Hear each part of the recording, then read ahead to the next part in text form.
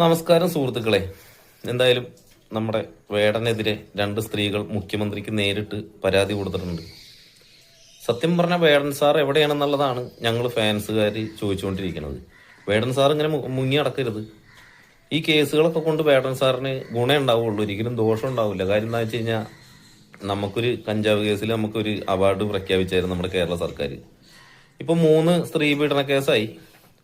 അപ്പൊ 3 അവാർഡ് കൂടി കിട്ടാനുള്ള എല്ലാ മാനദണ്ഡങ്ങളും വേടൻ സാറിന്റെ ഇതിലുണ്ട്, കയ്യിലുണ്ട്. അപ്പൊ ഇനി മൊത്തത്തിൽ അറിഞ്ഞിട്ട് പൊങ്ങി വരാനാണ് എന്നുള്ളത് ഞങ്ങൾക്ക് അറിയില്ല. ഞങ്ങൾ ഫാൻസ് അതീവ ഉത്കണ്ഠാജനകമായിട്ട് ഇരിക്കുകയാണ്.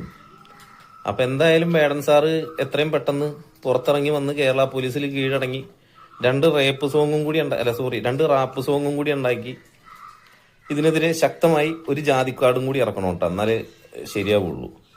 അപ്പൊ ആ ജാതിക്കാർഡും 2 റാപ്പ് സോങ്ങും കൂടി ഉണ്ടാക്കിയിട്ട് വേടൻ സാർ അതിശക്തമായിട്ട് തിരിച്ചടിക്കണം, പ്രതിരോധിക്കണം. ഇങ്ങനെ രാമായണ മാസമായിട്ട് മുങ്ങി നടന്നിട്ട് നമ്മള് രാമനെ അറിയാൻ പാടില്ല എന്ന് പറഞ്ഞവർക്ക് അതൊരു പ്രചോദനാവുകയാണ്. അപ്പൊ ഈ രാമായണ മാസമായിട്ട് ഇങ്ങനെ മുങ്ങി നടക്കണേല് ചിലർക്ക് അതൃപ്തിയുണ്ട്, അത് തന്നെ.